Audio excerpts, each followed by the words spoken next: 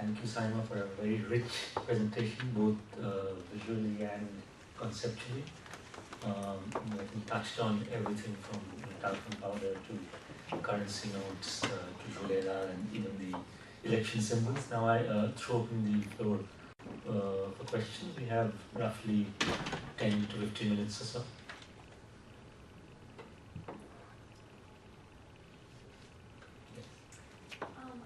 Could you just introduce yourself? Yeah, my name is Layla Nakvi, and I'm American but lived in Pakistan for about 5 years. So I have your book. I think it's beautiful and really unique, and I enjoy it a lot. Thank you. And I wanted to ask you just a little bit about your process for collecting all of these images. I think a lot of times, even the sort of curated art collections in Pakistan are not well kept up. And so the fact that you have collected these things, I think is really special, that it creates a record. But I'm just interested in the process of how you found the images and how you selected the ones that you did.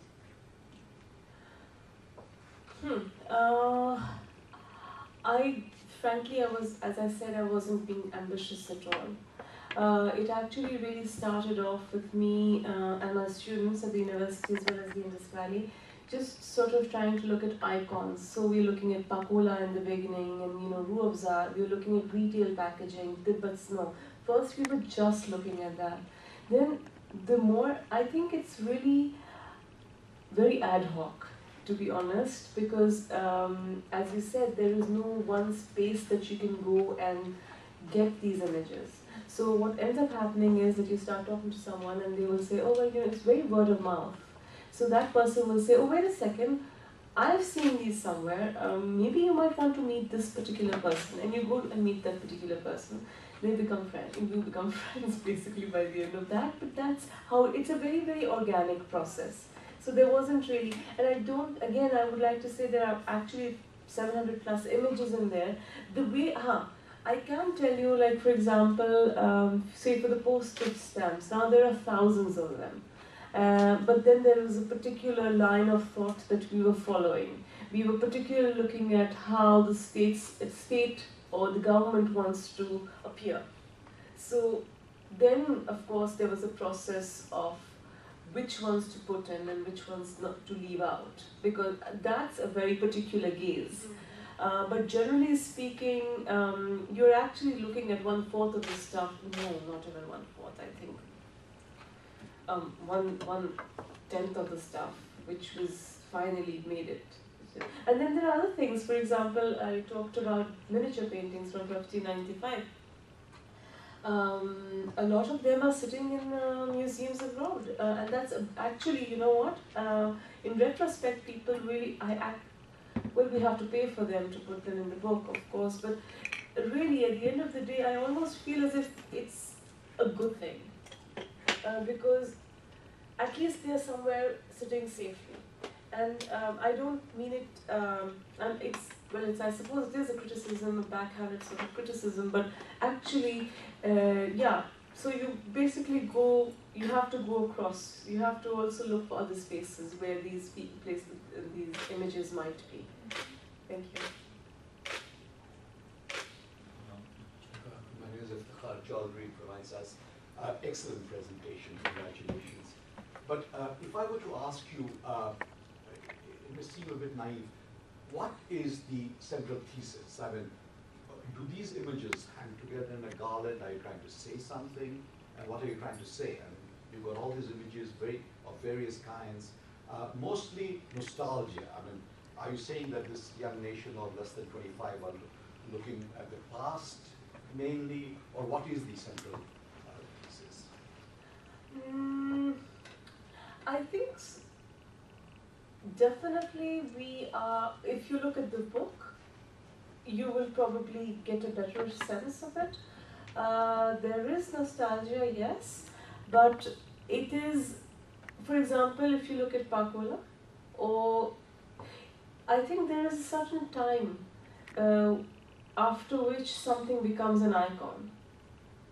You have to let it go through a certain time period before you can say, well, yes, this has survived And therefore, if you are looking at a 1907 label of Bazaar, then, and it's still pertinent today, then is it really indicative of then, or is it indicative of now? So I don't think, I think yes, I do have a major interest in visual history, I would say that. But I think more than anything else, I was actually looking at what these tell us about ourselves, more than anything else. Yeah, you want to hang on to this because this is what is challenged by the Taliban. Is that it? I mean, I mean, this sort of sum total of what Pakistan, I remember this Pakistan of the 60s and great people to fly with, etc. And today, all this is under threat. Is this a part of the message? I don't think I was trying to be, that would be a little, I wasn't even trying to do that. I think the thing is that as if you brought in the big T in there, that was another presentation, by the way. I can go to that one after this, but actually, yes, what has happened, I think, is that a very small percentage of a community, a particular, which isn't really even something which is homegrown, has managed to take over the media. I would definitely say that, and has in fact taken over our lives today. So, no, but I wasn't really trying to do that. I really believe this is what 95–98% of Pakistan really is. Nobody is really truly interested in being a suicide bomber, really. I mean, I don't know where they come from, I don't know who they are, but they apparently are creating enough havoc for us to have to live with it.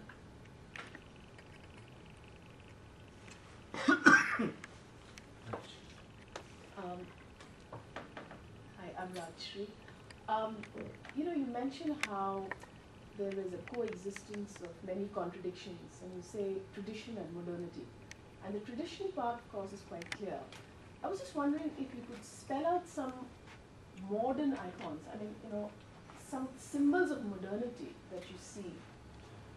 Like, for instance, you mentioned about some of those film, hoardings, and said earlier they were hand-painted and now it's sort of more computerized. Are there some more symbols like that that could help us understand, the past from what it is now? Well, that would just be globalization. It will be very similar. You will see Katrina Kaif selling wheat. So, and that will make it resonate with people in Pakistan as much as it does in India. So I don't think it's very specific then, because at the end of the day, all of these are huge conglomerates operating out of, so it's similar. That is not very specific. Because I'm just wondering, and out of curiosity, Please, you had please. the Pakistan International Airlines, their Right. advertisements of that time. I was wondering what it would look like today. Oh dear. Just to get a sense of where we moved. We didn't. we moved definitely not where we should be. But yeah. Just out of curiosity. No, I think what's really happening right now for the modernities, as you're talking about, I think a lot of popular culture is, and the magnetism of popular culture is coming through. So you see, for example, say there is this example of Aman Sawari, and there's a peace Sawari, transport. And there is, like, for example, these are it's a youth initiative, so they're like in their early 20s. And they've made this little rickshaw which has many rickshaws. It has like many offsprings. And it has, for example, usually you write, say, Pappu Yaar Tang Na Kar, which is Pappu, generic Pappu, and please do not bother me. And now these children will come up with statements like Pappu Yaar Jang Na Kar. Now Pappu, please do not make war. So now you see that kind of a shift definitely happening. But a lot of the modern stuff, again, coming back to your question, is that it is not, it's very globalized, so it's not very special. It's the same old that you see in every other metropolis across the world. One. Two, the stuff that is very modern and still indigenous is taking its vocabulary and aesthetics and sensibility from the popular culture. But it's a more hip popular culture, let's put it that way. That's what I wanted to Ah. Hi, I'm Rahul from ISAS. I wanted to ask, you mentioned that a lot of the artwork has been initiated by the youth and is part of this growing youth culture. But I wanted to know specifically, is there a certain demographic of youth that is, fueling? Is it the kind of upper middle classes, or is it more kind of disenfranchised youth who are trying to negotiate their positions in society? Or I just wanted to know a little bit more about the people who are, I suppose, starting Who are active, Yeah, who participating. Yeah. Raphael, the thing is that I teach the university students, yeah, so they are pure middle class, and I'm absolutely surprised at how bright they are. Sometimes I just feel as if they're teaching me most of the time. Don't let them know that. But really, I don't think it is specific. I definitely think that the middle class is very much participating. I think more importantly, what's happening is that, for example, I'll give you a quick example. We were talking about the Taliban, and you brought that up, and you know about the incident that took place last year, September 2012, which was the burning and gutting of the madness that ensued after the innocence of Islam, yes.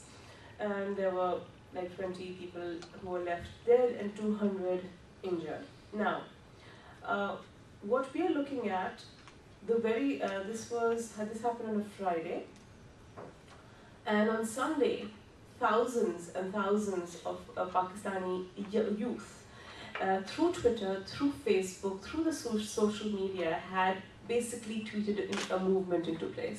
So they come out on the streets. They're the ones they call it the Project Cleanup, and they basically cleaned up the streets. They painted, they were armed, so to speak, with brooms and jharus and paintbrushes, and they just decided that, well, you know what, we're going to clean it up. And that really made all the front page across the country. Then it has been picked up by a multinational. So I don't think what's happening really is that these youth are taking sort of very active interest in their future, which is brilliant, one. Two, they are questioning as to why they have been forced to be victims of these conflicts which are not of their making. Three, I think, and this is very important, they are getting attention. And that's very important, because if we do not encourage this, then the momentum cannot build up. Have I answered your question? Yeah. Surya from ISAS, taking off from what Sri had asked, is there something called digitalized art right now in Pakistan, for want of a better word, something like highly computerized montage of hoardings, like what you see in some places in India. And of course, that was not the case when I lived in Pakistan for 4 years in the 1990s. Then the other question is, what is the origin of this Tibet talcum powder? Because I'm intrigued by Tibet and talcum powder in Pakistan. Unfortunately, I never came across that during my time in Pakistan. Oh, you didn't? Oh, you've been privileged. Well, we have to send you one. And then about the currency note of 1948, could you throw some light on the history of that currency note? If you know. Okay. So the first question you asked was about the digitalized, computerized art. Yes, there is very much. In fact, a lot of our people are involved in,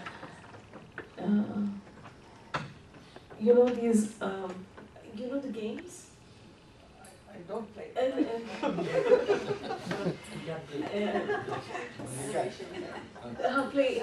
Animation. So a lot of us, those kind of programs are definitely very much coming, and a lot of this, and more than digitalized, I think a lot of film is where our where we are more interested in now, because film is one of those mediums which can really speak to a much huger segment of society. One, have I answered that? The second question was the Tibet snow. Yeah. Yeah, that is a 1947 product. Can I go back? No, that's okay, but how did the name Tibet? Oh, thank you. Yeah, that's the thing. Sorry, the Tibet name actually was, this was a Kohinoor Chemicals. It was Kohinoor again. It's very, very subcontinental. This whole idea of that time when we were, we were kings. So that, of course, Kohinoor comes in. Tibet, I think, if I remember correctly, it has to do with Parvati. I think there is some connection with the idea of womanhood, and then this was Tibet. They named it because of the idea of the Alps, the mountains, sorry. No, And Himalayas. Huh? You mean the Himalayas? Himalayas, yes. There So- was a mountain symbol. That was the symbol of Tibet, wasn't it? Yes. Yeah. Yeah. So if I can find it, or maybe you remember it. To the white as snow. Yeah. Yes, exactly. And in fact, Duriya in her essay actually questions that, because with the way we have become, well, actually, I'll show this in the book afterwards, but there is the Alps in the background, which was for the Tibet snow cream. One, two, Duriya actually contends in her piece on that if it would have been now, what would have it been called? Had it been now? And she actually says that probably it would be called Swiss Alps. It's just the distance we've gone from the region to everywhere else. And the final question about the currency note? 48. Yes, no, 47. No, but it was 48, not April, yeah, yes. There's a Bank of India, Karachi. Yes. 48, obviously, Pakistan was already born. Yes. But then they stamped. Overprinting. Yes, overprinted. Yes. Yeah. This was, How long did it how long was those notes? How long were they? circulated. Yes. I think they were taken out after 3 years, 1950. 50. Yeah, by 1950 they were redundant, because there was, in fact, there was a sort of a contract between an Indian firm. I think it was called Nasik, if I'm not mistaken. Yes. And there was an arrangement with them, but apparently that didn't really work out. And you know how we didn't exactly treat people, human beings, on the train very well. So you can imagine how we would have treated notes. So so that's where we. Are there any more questions? I was just wondering, I sort of study youth trends and things, so we're finding in China and in other places that you have a lot of sort of nostalgic symbols that are coming back and remade into sort of popular culture. And sometimes we find that even some of those nostalgic symbols are sort of much further back than a youth's time, like it would be their parents or their grandparents' generation. Do you find similar things sort of happening in Pakistan as well in terms of graphics and symbols and? Absolutely. I think there is this whole retro thing that's very much part and parcel of how are you, because you see, I think it's at the end of the day, if there is a concept coming back to you, then it's about identity formation. And I think youth, more than anyone else, wants to sort of feel rooted. There has, and then for them to even rebel against it if they have to. But yes, definitely. And you see you see it a lot in again, there are fashion designers, they are really playing their part. There is a small, you're talking about digitized stuff. So there is Oe, there are these t-shirt companies that are coming up with really fun stuff. So for example, there's always this thing which is called that, somebody was shot dead by Namalum Afraad. So I mean, Namalum Afraad is like unknown personnel or person, and that is that, it's over.